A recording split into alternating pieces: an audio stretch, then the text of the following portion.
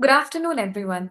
I extend a warm welcome to all of you to this live session of Decoding the Polls, a series of webinars organized by Center for Public Policy Research during election cycles. I am Sreelakshmi Harilal, Research Associate at CPPR and your host for today. Bihar has delivered one of the most striking electoral verdicts in recent years. The results have not only reshaped the state's political landscape, but also raised important questions for coalition politics and opposition strategy. To help us analyze these developments, we are joined by Mr. Naveen Kumar, political consultant and regional director at Rajneethi Political Consultancy. With extensive experience in electoral strategy and constituency level insights, he will help us break down the numbers, the narratives, and the voter behavior behind this decisive mandate. With that, let us begin. So, sir, before we delve deeper into the landslide victory of NDA and the collapse of the MGB, I would like you to give us a detailed insights into the broader political backdrop in which this election has unfolded. So, sir, could you please start by setting the context for us? Like, how would you describe the political landscape leading up to this election, and what were the major factors shaping the contest this time? Thank you. Thanks for having me here. Bihar election. Uh, the first context, just to you are saying that is just under which background it has been done and how the things unfolded during this election. The fact is, if you can remember, just before the election, not just before the election, 3 4 months before the election, there was an impression of heavy incumbency against Nitish Kumar, right? Because of his many statements and some issues of his health and something like that. And but actually, what was happening, and at that time particularly, Jan Suraj narratives and the rhetoric was much more appealing to every parts of Bihar. Because Prashant Kishor was visiting every panchayat and all the assembly constituencies, and wherever he was delivering his lecture, people were liking that, and people were very impressed because it was very frank and candid what has to say about Bihar. So there was one side, there was a strong narrative of Prashant Kishor, corruption charges against the government, particularly BJP minister, Jadu minister. So there were corruption charges, good rhetoric, good narratives for uh, arresting the migration and all, inviting the industry and all. And there was an anti-incumbency little bit against Nitish Kumar. So things were started for NDA, I think, from the scratch. So just imagine 6 months before, there was a zero position. If you can see in the electoral politics, there was a zero position compared to the sense that the government was in, party was in power, Jadyu and BJP was in power, and there was no counter narrative to save Samrat Chaudhary, to save Ashok Chaudhary, Mangal Pandey, even there were corruption charges, Dilip Jaswal, party president. So party was not so enough with the ammunitions to counter the Prashant Kishore charges. But actually, what happened? When Prashant Kishore was opening the gun against the government, the opposition not rallied behind it. So the narratives what Prashant Kishore was circulating that was not purchased by the opposition first. And since opposition has not rallied behind him, the people was thinking that okay, this is the charge of only one person. RJD is saying nothing, Congress is saying nothing. So it means that there is no substance in this charge. That is the first flop theory of for the opposition. Opposition could have grabbed this opportunity when Prashant Kishore was very frank and candid against the government. Because what Prashant Kishore was unearthing, opposition failed to do that. Since opposition at that point of time, opposition has shown its weakness, and then opposition did something blunder, that is the protest against the SIR. In SIR, if you are protest, then you must have some evidences also. You should collect some data from some constituencies. You should collect some some data of some people and some voter who are belonging from Simalchal, and they are from a particular community and their names are just removed from the voter list and all. So without collecting the data, without doing the homework, Rahul Gandhi and Tejaswi Yadav started the campaign against SIR. At that time, there was a need. I'm not saying that it was right or wrong. I'm saying that the time was opportune to protest against the government on the narratives on unemployment, inviting the industry, lack of industry, like just migration issue, and there are a lot of other issues also against the government, like law and order. Law and order, at the initial point, there were so many murders happening. So Rahul Gandhi and Tejaswi Yadav rather raised the issue of law and order. That I think that we are more saleable than protesting against the SIR. So it was the campaign started by the opposition was not in the right context, I can say. Okay. So that is the second failure. First failure is not rallying behind Prashant Kishor against the government. Second is that at the right time there was no right choice of the narratives of the issues against the government, which can apply the anti-incumbency against Nitish Kumar. Okay. So that was the backdrop. So BJP was, or Jadyu, you can say, entire NDA was at the corner, but they started leveraging the opportunity which was given by the opposition. Yeah. Thank you for Uh, laying out that background, sir. So, with that background, I think we can take the discussion forward. Like, how did NDA manage to secure such a sweeping victory and the emergence of BJP now as the single largest party in the state? So, in your opinion, let's unpack one by one. What are the factors that helped NDA to manage such a decisive win? And within the alliance, I want to understand how this strengthened position of BJP means for coalition dynamics, especially in relation to the JDU. So, does this shift create a space for rethinking the chief ministerial leadership, or is Nitish Kumar likely to continue his 5 year ministerial term? So, how would you analyze the changing coalition dynamics within the NDA also?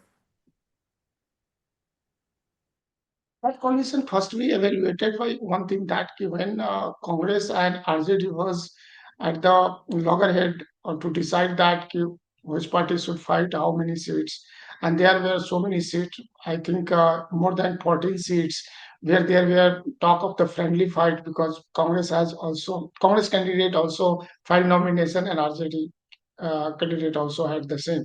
So that was the problem. But at the same time, BJP was successful to do a good seat sharing. But seat sharing was amicable, I think, because it was a clear cut division like 101 for Jadyu and 101 for BJP. But there were again some mistakes by BJP and Jadyu both. There were so many seats where MLAs were very popular, and just in accordance with the survey data and all, there was no as such incumbency. But they didn't give the ticket to those MLAs, and new phrases came there. So that was the again that was the impression that okay, in these seats BJP or Jadyu may lose, right? There are so many such seats like that. But again, RJD and Congress lost the opportunity. They, I think, they should have thought that okay, on these seats we should put most of our efforts to leverage the benefit. They didn't do that. And when you, so combination wise, what you are asking, the combination BJP was successful to intact the combination, intact the alliance, and there was a clear cut thought that okay, who is going to do what. Like Jadyu was uh, fully concentrating on its own seats. Nitish Kumar was not campaigning so many seats of BJP, one or two, exceptionally, I think. but BJP leaders campaigned for Jadyu seats, right?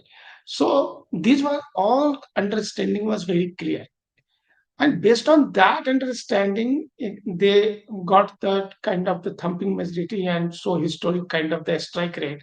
I don't think there is any problem going forward for Nitish Kumar because it's a clear mandate not only for the alliance or combination or your seat sharing, but it's a clear mandate for one other thing also. The face was Nitish Kumar, and all the women, the voting percentage of women is more than male percentage. So it is a clear impression that women voting is in a so large numbers. They were only based on the Nitish Kumar face, and you can say, you can translate it in other version like Nitish Kumar has distributed money and populist started populist kind of the schemes and all whatsoever because of so many reasons maybe, but Nitish Kumar was a face based on which women came forward and voted for NDA. So and even among Yadav, like opposition or RJD particularly claiming that Yadav is my own bastion and they are only supporting RJD combination. It is not possible right now because what is the data is suggesting that without Yadav support, at least Yadav women support, no party can reach at that level what India has reached. So it's a very clearly written in the data, and data is showing that this time Yadav has supported NDA also. I'm not saying that it is 60-40 or 50-40. I'm not saying that. But yes, considerable population of Yadav has voted for NDA. So in such kind of the scenario, I don't think there is any kind of the problem for Nitish Kumar and his leadership. Yes, going forward after 1 year or 2 year, if his health will not permit him to be strong enough, then BJP may think something. I think so. Thank you, sir.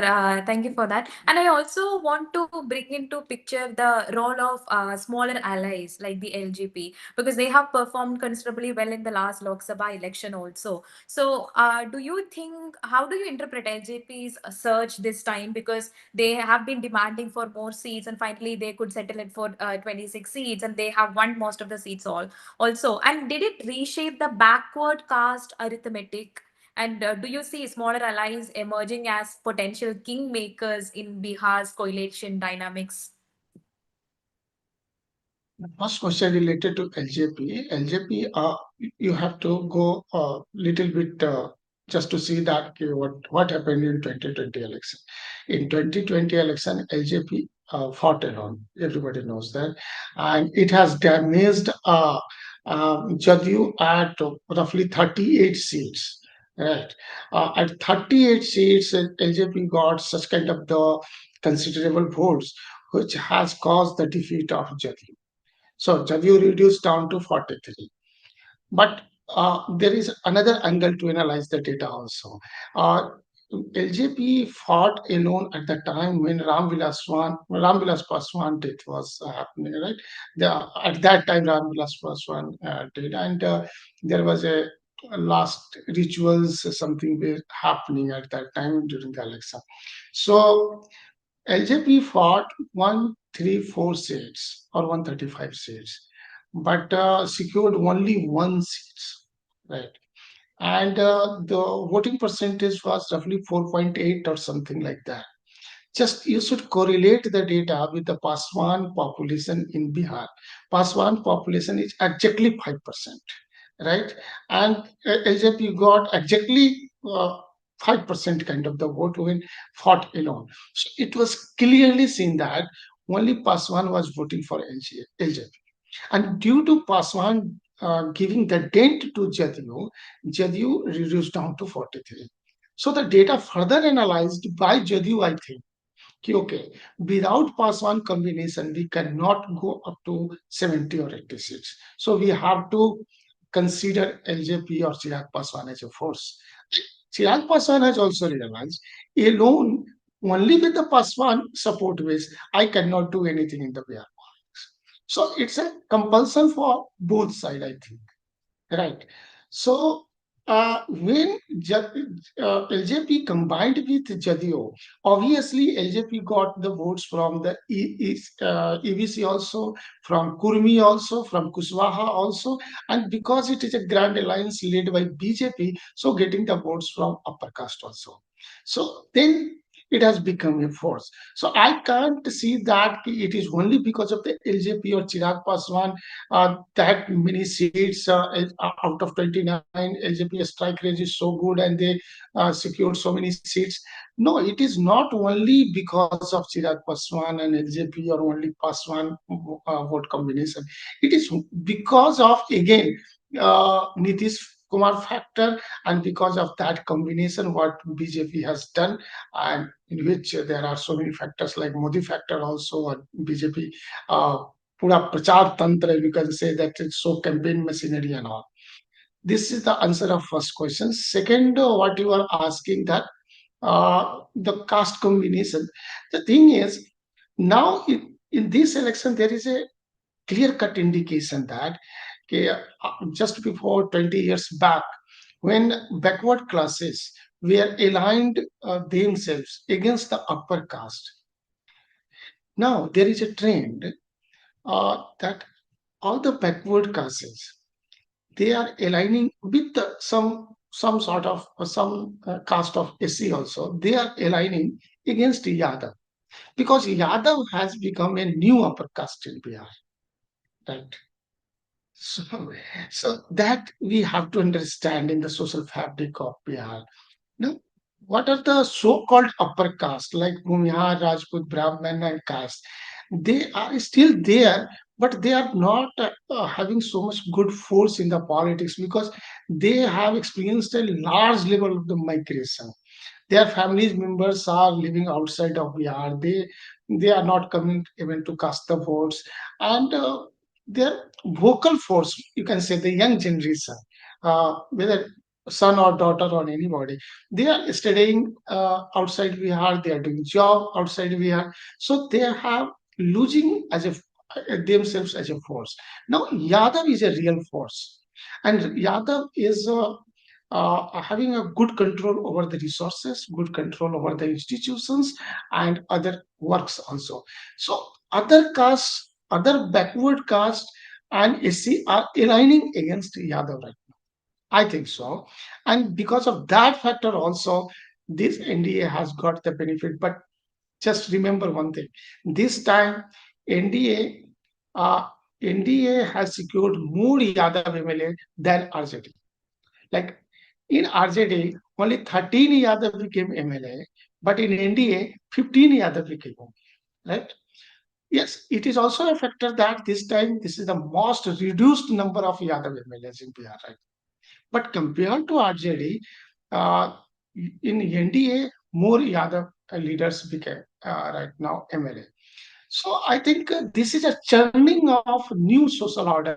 This is churning of new caste combination where upper caste, so-called upper caste, will be a mute spectator, and the real fight will come around Yadav versus other non-Yadav OBC. And this is the clear cut, clear cut fault line that now opposition or particularly RJD has to think seriously that okay, it is not possible now just with the combination of Yadav and Muslim they can come into the power. No, not at all. So with that in mind, you mentioned about the changing social order. So I would like to bring in the Jan Suraj party here. So that is also a new political third front that we saw in this election with Prashant Kishor campaigning, but it failed to open any account. So do you think it's a very temporal phenomena? Do you see a future for Jan Suraj party in the upcoming elections? How do you assess that, sir? Yeah, I think we should not discard first any force or any party or any person. I think it is very difficult for any party to be just as a major force in the first election after putting only 2 years effort and something. So I appreciate that he has done a marvelous work. He put a major efforts. No one in Bihar, no leader ever before that has put so much thrust, focus, and efforts to connect with the people, visiting every panchayat and villages and all. So it's a new kind of the example for Bihar leaders and for Bihar voters also. So he has done good, but not translated into the votes. First, we have to understand that why it has happened. Like it was a you can say if Jan Suraj may have come into the power, and if they could have secured more than 100 seats, or you can say just as imagine that more than 80 seats or 70 seats, what you can say? You can say that it might be a disruption in the traditional politics. Okay, that kind of the disruption, when we will analyze, we will have to take some other variables. The other variables already available, that is disruption was done in Delhi by Kejriwal. Okay, right. And during that phase, what we had experienced when Kejriwal started, it was a Jan Andolan. It was a India against corruption. Proved that when he formed the party, he took on board Yogendra Yadav, Prashant Bhushan, Kumar Biswas, even Kiran Bedi, Yeah. so many top personalities, and they were top in their own fields. And everyone was talking that Aam Aadmi Party should come into power and they will deliver like this and that. So people were buying the thought, okay, Kiran Bedi is saying. It is not only Kejriwal is saying, Kiran Bedi is saying, Prashant Bhushan is saying, Kumar Biswas is saying. That factor is missing with Prashant Kishor. You you alone cannot just form a party and again come into the power also. It is not possible for anybody, whosoever may be. So I think he should have created the leadership. He should have delegated the power properly to the district level. He should have made first the functionaries, office bearers at the block level, district level, and he should have more focus on those factors. Rather, he has focused as a corporate culture in the political party. This is the first experiment in India when Prashant Kishore has experimented that salary-based persons will be doing the volunteering, and they will be doing the campaign, and they will be doing everything, and then we will come into the power. No, the persons uh, with you are trying to do some change, they should be connected with your ideology. They should be connected with some kind of the motivation. Uh, I remember one thing that when Kejriwal started the party, there were so many NRIs. They were living their comfortable life abroad, and they sacrificed, they resigned their job and joined Kejriwal. Whether they got the good result or not, that's other factor. But at the time, giving the fuel, giving the impetus to the party to be grown up, so many NRIs came from abroad. That is the missing point. But apart from that, what is the question is properly, if I will answer your question, your last part of the question, I can see that if Prashant Kishore will stay back and if he will maintain himself, this is the best opportunity for him, because now there is a wider space for the opposition. Whosoever will be talking against NDA, anti-Modi, anti-Nitish, there is a wider space for that also. In every democracy, always there is a scope and a space. But there is a lack of the leadership. If he will fill that space and he will maintain himself, step back there, talking about Bihar, talking about the welfare of the people, and just criticizing the bad things of the Bihar, of the government, and appreciating the good things also. So new level of the healthy kind of the politics, he can play, he can do that. If he will be doing regularly for 5 years, I think he can do anything. So still there is a scope, and I'm rather I can say really this is the time of the scope.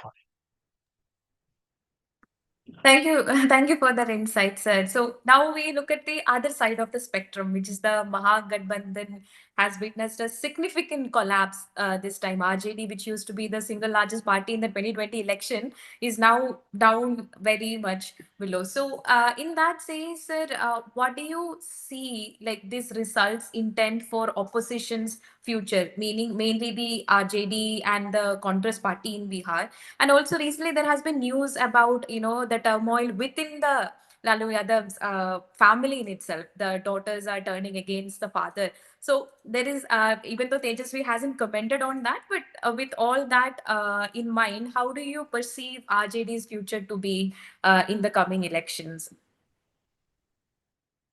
First thing, what I learned during my 20 years of career in political consultancy, that in politics, you must not discard anybody or any political party. So it happens like so many times we have seen that some party and some leader is completely went into the and just became as an obsolete factor, but bounce back after 5 years, after 10 years. So I think we cannot discard RJT as a force or Tejaswi Yadav. He is just in the compared to the leaders available in Bihar, I can say that he is not so bad enough, right? He is a good orator. He is active and talking about those issues which are relevant. But the problem is he is carrying the baggage of his father. This is the problem.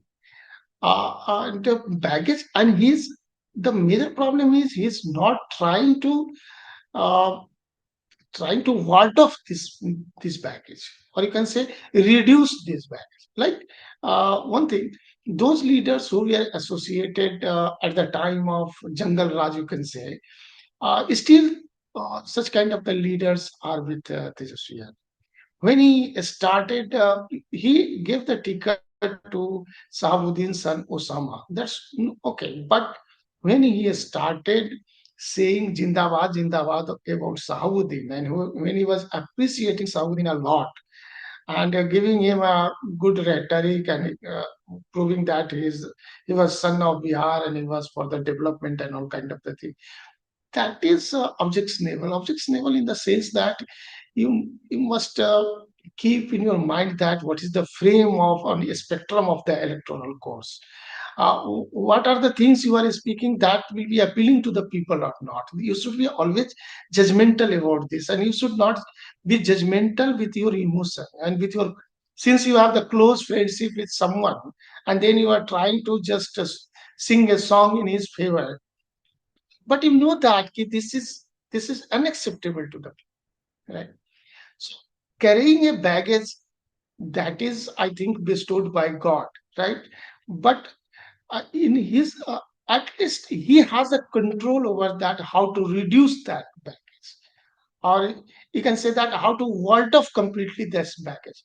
And until and unless he will not ward off and get rid of this kind of the baggage of the Jungle Raj and Yadav and all, then there is no scope at all, because RJD constantly from 2005 to 2025, you can see that RJD as a single party has not shown that kind of the strength that which can come into the power and form the government. Right. Nowadays, I see that so many people are criticizing Congress. Okay, that's okay. Congress has reduced and it has gone into oblivion kind of the, yes, in Bihar. But when whenever RJD was in power, that was also with the support of Congress, with the support of left, with the support of Jharkhand Mukti Morcha. They were alone not running the show, right?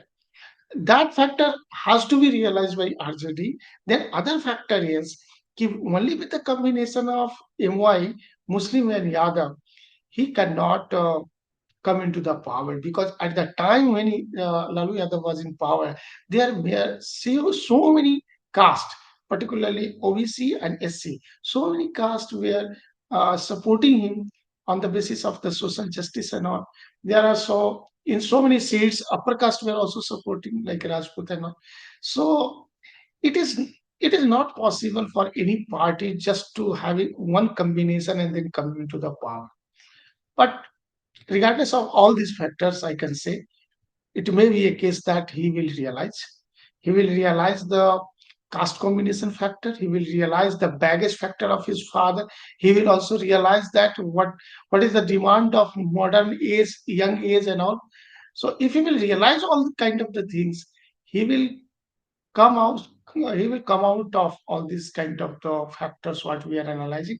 And as far as family is concerned and all these things, I think what is happening and what he is facing, that is good for his party, because at the end of the day he has to come out from the family, because in his family all the sisters and brothers and all, they were always pulling his leg to just come to that era, that phase.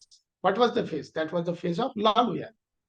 So I think whether it is Akhilesh Yadav or Tejaswi Yadav, they have to come out from that baggage. And that if you are trying to come out of that baggage, it means that you have to come out from the family. Like you can criticize, I can criticize that what Akhilesh Yadav did with Mulayam Singh Yadav, but after that he came into the power, right? So I don't see that there is no scope. There is a wider scope, but he has to realize these three factors. Thank you, sir. Now let us briefly talk about the record turnout. Like this Bihar election witnessed a record turnout of 69%, and women being a significant factor at 71% also. And there were also a slew of welfare schemes which were announced by the state and the center also. And EC giving a go ahead with all that. So how do you think all these factors influenced this election mandate? Now, I'm not fully accepting that the voting percentage was so high. Why it is? Because I'm not I'm not saying that it was not a case. Yes, there was a higher voting percentage, but the reasons were cited by the media and all pollsters. That is not enough. There is one other reason also, which is not in the public domain. Other reason is the SIR. If in one booth, like in any assembly constituency, if you can go there, booth number 5, for example, in 2020, booth number 5, there was a there were 500 votes, right?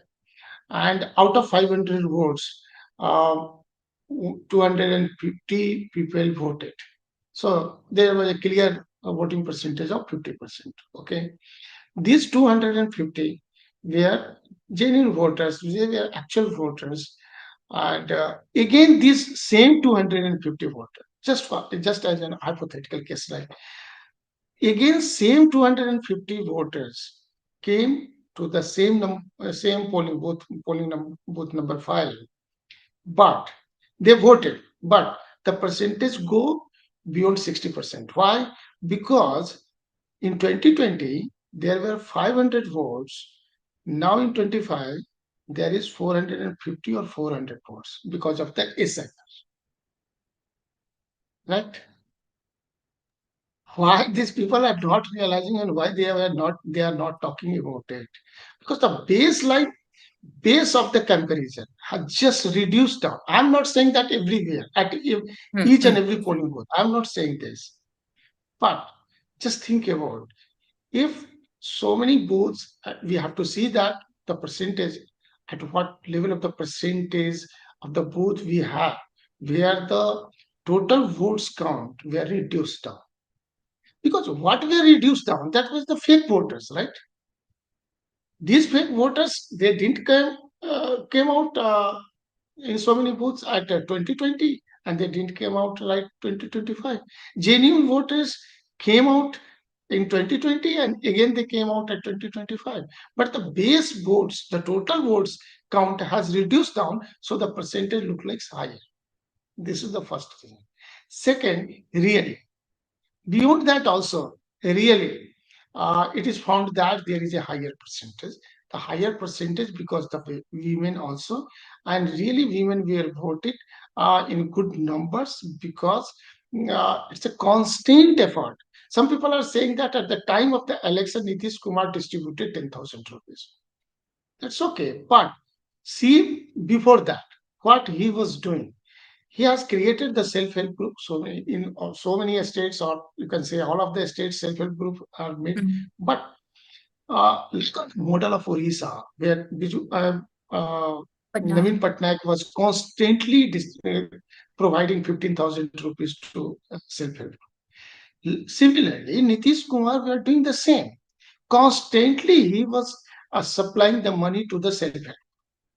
It is not a first time. Yes, this is the first time where he has transferred a large amount of money to 1 crore 67 lakhs or something like that. So it is a it is people are saying that okay, it is a game changer kind of the thing, and that it is a so game changer that has just reduced the level playing field for the opposition. But opposition and media and the pollster has to see also before 10,000 what he was doing for the self-help. It was a constant effort, I am telling you, to just woo the women voters to come out and support Nitish Kumar. This is the first thing. Second, related to, because you have asked about the populist scheme, yeah, I think the most important factor was old age pension scheme, because so many people, the beneficiary, the coverage of the beneficiary is higher under old age scheme. It is also casteless. In the Jivika, in the what he has distributed 10,000 rupees under the self-help group Jivika Mahila.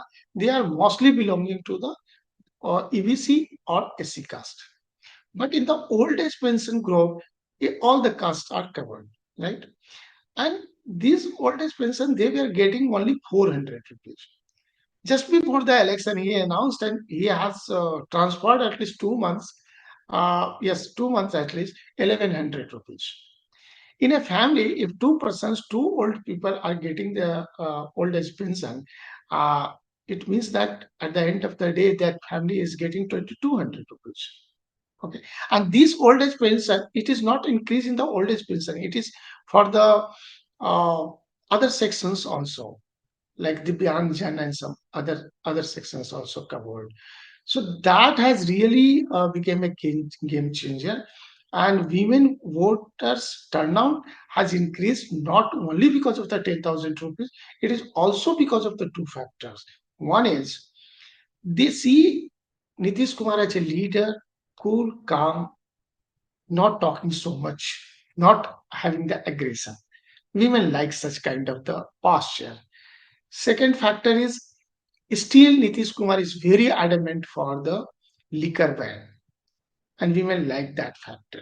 At the time of the election, when again there was a narrative and there was a debate that ban should be lifted or not, and Prashant Kishor was saying that if same. Jan Yeah. Suraj will come into the power, he will do the first thing to just remove this ban. So I think there are multiple factors for the women who voted for Nitish Kumar in Solar. Sir, in this point, I would just like to bring in a question from one of our viewers. So, the question goes: there has been allegations from the Congress and other parties about vote theft. So, how much truth is there in this, or how long will Rahul Gandhi use this line after election losses? The first thing after the election, first thing opposition or particularly Rahul Gandhi or Congress Party spokesmen are saying that RJD combination secured more votes than BJP and JDU. So why the strike rate has BJP has gone so higher and RJD has reduced down to 35? So first we have to understand that RJD has fought at 143 seats, right? So naturally, RJD number of votes will go higher, right? So this is the first fact. If people are saying that BJP secured 199 thousand something like that, or 99 lakh vote, or Jadyu 95 lakh vote. But RJD got more than 1 crore, 1.15 crore. What is that? This is a very, very wrong data analysis. And I am appealing to everyone that please don't analyze the data in such a way. It is because of the large number of seats RJD fought. So it looks like that, okay, RJD secured more number of votes. This is the first factor. Second factor is what vote chori is saying. I'm surprised at the first place that when SIR was happening, when voter roll was revised, when it was distributed by the election commission to each and every polling booth, to each and every candidates after the nomination, right? So many electoral things are happening by the election commission. Why nobody has challenged? Why they were not raising the fingers against that? Okay, no, this is going to be wrong. On this such kind of the voter list, I cannot go and fight the election because this is the lapses and there are so many errors and drawbacks. Nobody was challenged. Then coming at the day of the election, how you can imagine the vote chori if the people in so large numbers deployed, and you can't ensure that all the teachers, all the government staffs who are deployed as a presiding officer or other as a other supporting staff at the polling booth, they are all supporter of BJP. How can it be? How can it be possible? So I think Congress should do the good level of the introspection and just think about that what is happening because of the leadership, because of the uh, social support base, reduced support base. So and you are clearly saying that the Kanhaiya Kumar, whether someone likes him or not, it's other factor. Someone is saying that okay, tukre gang person and something, but he is a more active young dynamic, right? He's a good orator also. Where he was he given a due chance to campaign for Congress? No.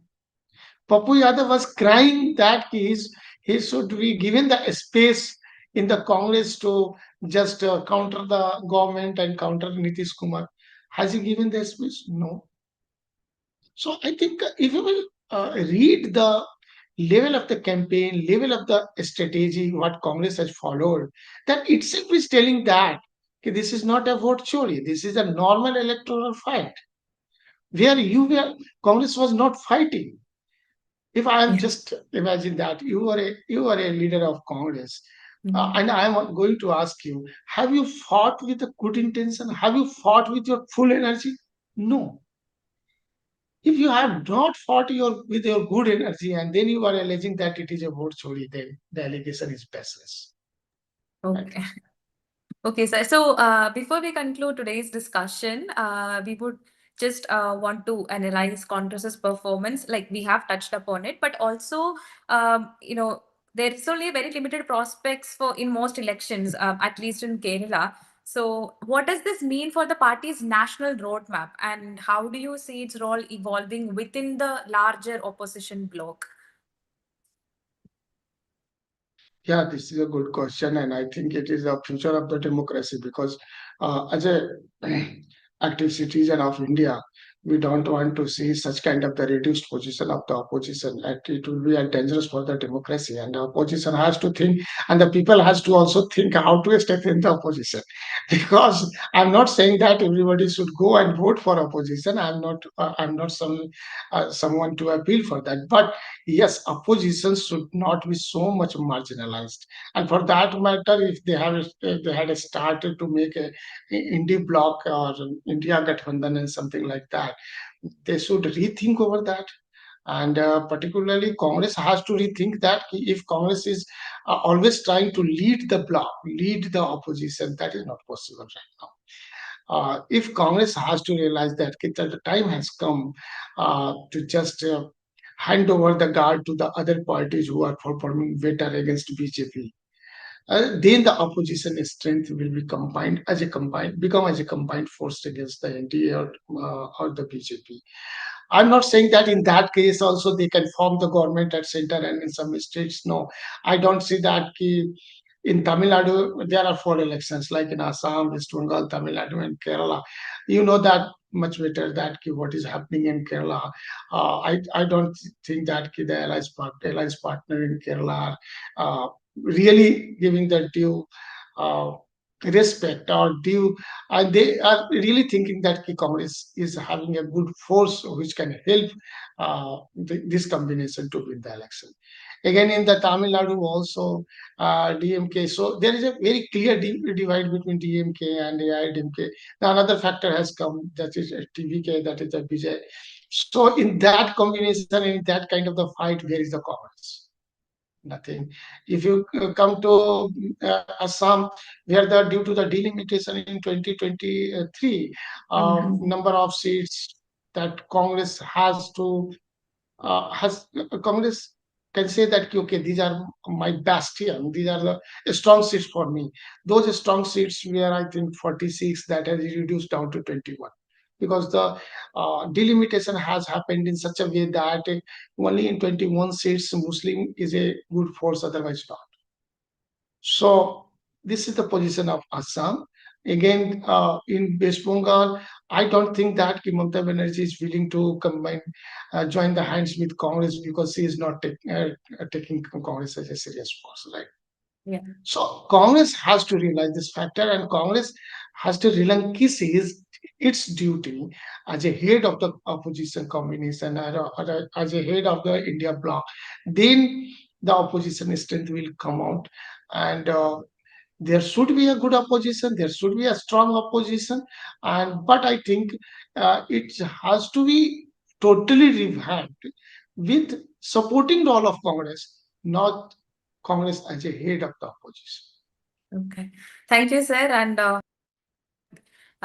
we'll go forward. So, as we wrap up this insightful discussion on Bihar elections, we have explored critical shifts in voter behavior and also the challenges faced by the opposition parties and the broader implication for the alliance with the expertise of you, sir. Thank you for sharing your expertise.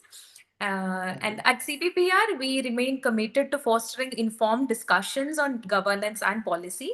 So, if you found today's session valuable, don't forget to like, share, and subscribe to our channel. Your engagement plays a vital role in driving meaningful conversations about India's democracy. You can also visit our website and explore the Decoding the Balls page for more insights on election studies and analysis. Thank you for tuning in. Until next time, stay engaged and stay informed. Thank you, sir. Thank you.